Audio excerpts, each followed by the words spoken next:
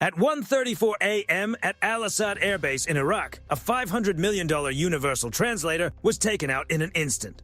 The BACN ground station did not simply blow up, it disappeared in a blinding thermal flash. The first Qiam-1 missile used a maneuverable re-entry vehicle to correct its path in the final moments, striking a precise cluster of satellite arrays. This was not a random hit.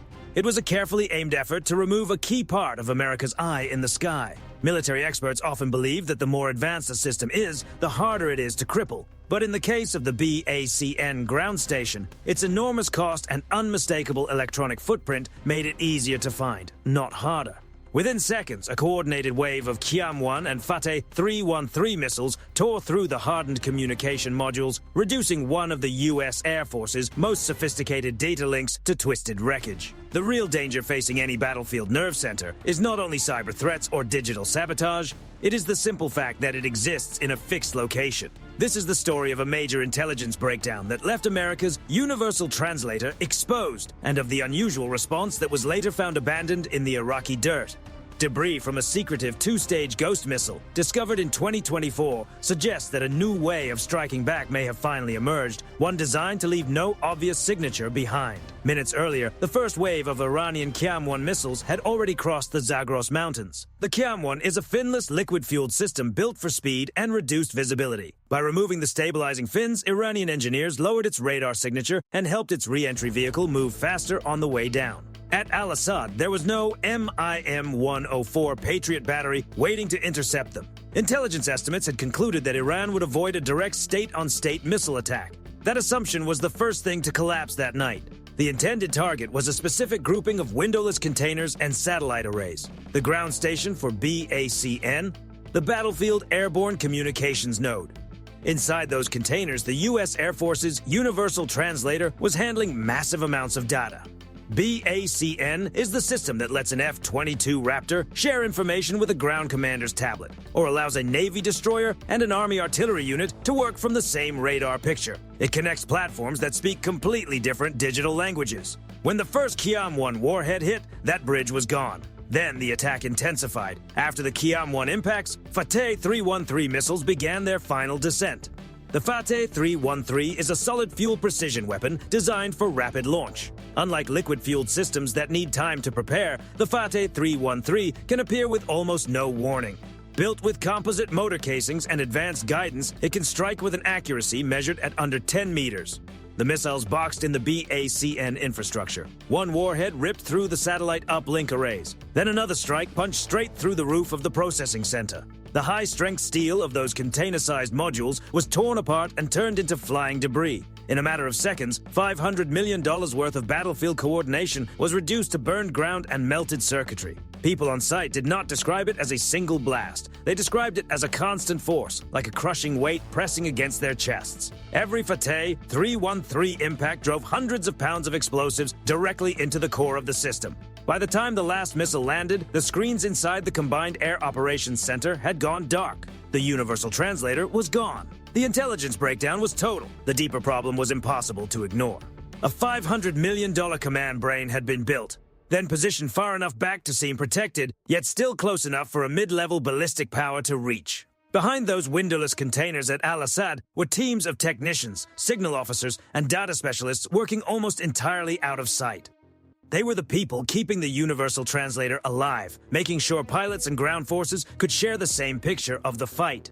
Their work rarely gets attention, even though systems like these become immediate targets the moment a hidden conflict turns into open confrontation. To understand why the loss mattered so much, you have to look at the E-11A. If the ground station at Al-Assad was the brain, the E-11A, a modified Bombardier Global 6000, was the eye. Flying at 40,000 feet, it served as a high-altitude communication relay for the entire theater. But even the best airborne relay is useless without a link to the network below. The BACN ground station was that link. Once the Iranian missiles flattened those containers, the E-11A overhead became little more than an isolated platform. It was still airborne, its sensors were still working, but it had nowhere to send what it was seeing. It was like placing a world-class translator in a room where every microphone had been switched off.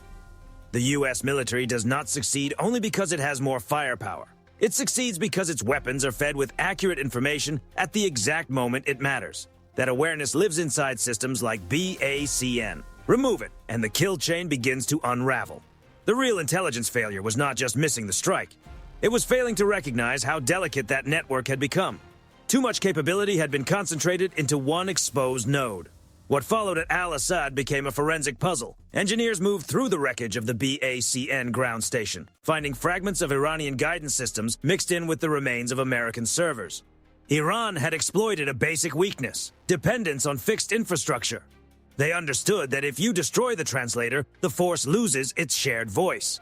Now jump ahead to April 2024. The story moves from the shattered remains of Al-Assad to the desert near Latifia, Iraq. This time, the intelligence mistake seems to have belonged to the other side.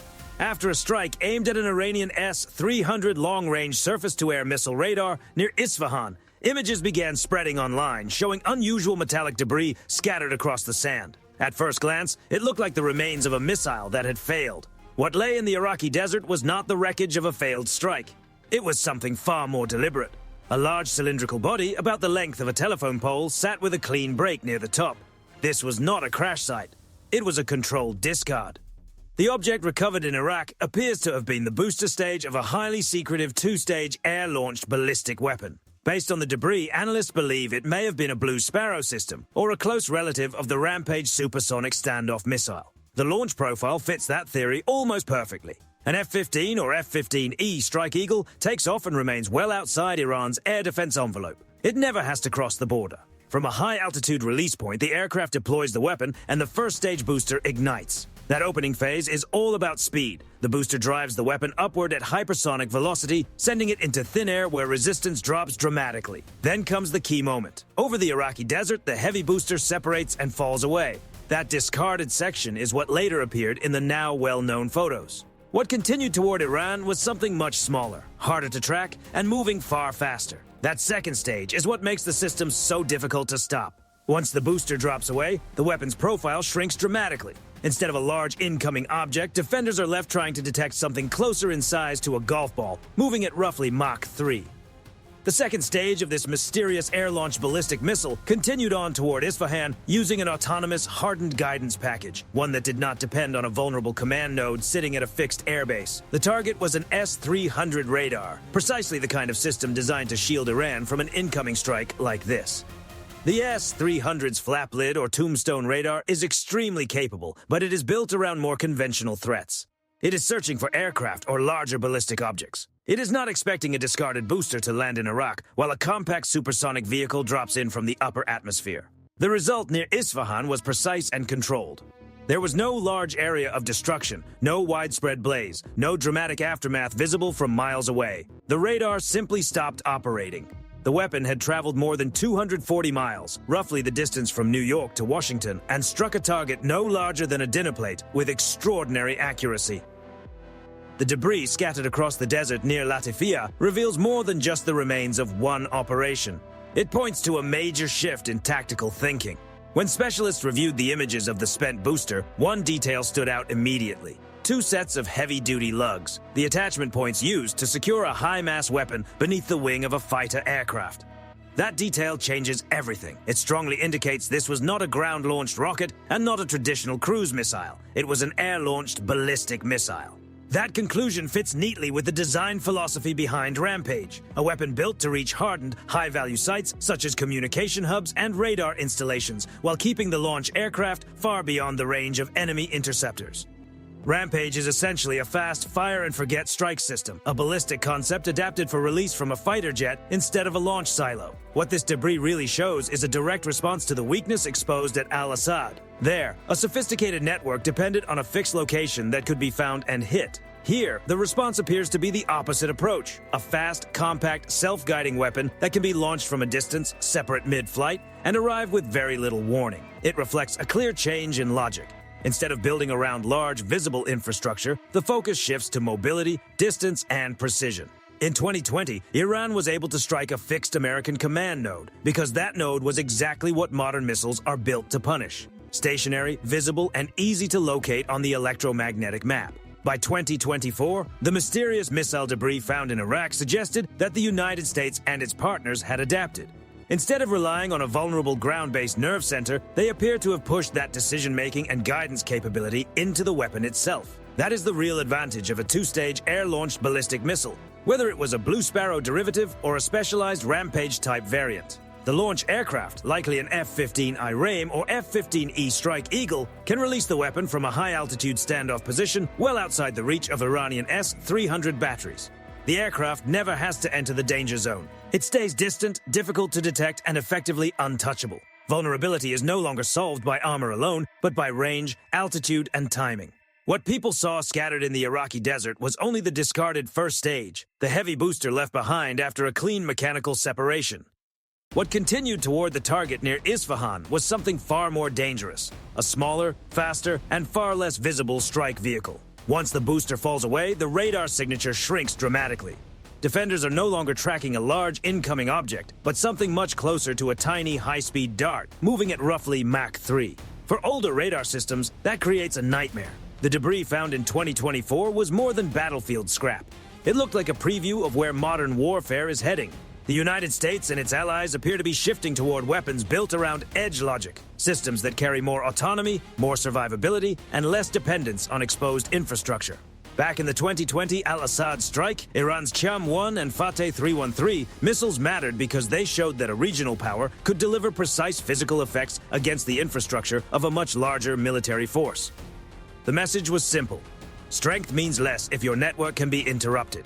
The answer now seems to be a weapon that behaves almost like a phantom. Blue Sparrow is officially known as a target missile, designed to imitate the flight profile of threats such as the Shahab 3.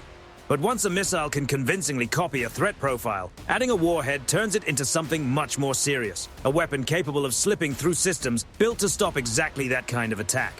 Rampage follows a different path, favoring raw speed, impact, and guidance resilience. It uses GPS and inertial navigation, backed by anti-jamming features, to keep moving even when the electronic environment turns hostile. That is what defines the modern battlefield.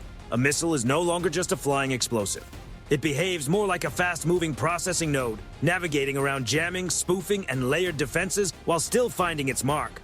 When the S-300 radar near Isfahan was struck, the real success was not just the impact itself, but the sequence behind it. The weapon was launched from outside the border, accelerated fast enough to compress the defender's reaction time, dropped its booster to shrink its radar profile, and then arrived with the kind of precision that can neutralize an entire air defense system by disabling one critical component. That sequence is the direct opposite of what happened at Al-Assad. If a fixed ground station can be found and hit, the next step is obvious. Build weapons that no longer depend on fixed ground stations at all. The 2020 strike was a warning. It exposed how comfortable the United States had become with large, centralized command nodes. There was an assumption that the most advanced force in the world could protect its communication hubs simply because of the technology inside them. Iran showed that the real weakness was not the sophistication of the system, but its concentration in one place. They did not need to destroy an entire base. They only had to break the links that allowed everything else to function together. The 2024 strike near Isfahan suggests that lesson was taken seriously. The response was not just better defense, but a different philosophy. Instead of building larger shields around fixed assets, the focus seems to be shifting towards smaller, faster, harder-to-trace strike systems. The debris left in the Iraqi dirt points to a move away from centralized control and toward distributed lethality. The old model depended on a $500 million ground station to coordinate the fight. The new model points toward a weapon that carries enough intelligence of its own to complete the mission independently. That is what makes the contrast so striking. The most dangerous weakness of a $500 million nerve center is that it has a known location. The beauty of the mystery missile is that it does not. It exists only in motion between the wing rail and the target. It is the product of a painful lesson, shaped by the failure of 2020 and designed to make sure that the next time the eye in the sky goes dark, the other side loses sight first. The hidden contest is becoming easier to see, one discarded booster at a time. The age of the exposed nerve center is fading. In its place comes the era of the ghost missile. And if 2020 proved anything, it is that the next conflict may not be decided by the side with the biggest base, but by the side whose logic survives the first strike. Iran's Qiyam-1 may have silenced the translator for a day, but the mystery air-launched ballistic missile suggests that the response has already evolved. The nerve center is no longer a building, it is now a trajectory. And if the debris found near Latakia is any indication, that trajectory is becoming harder and harder to stop.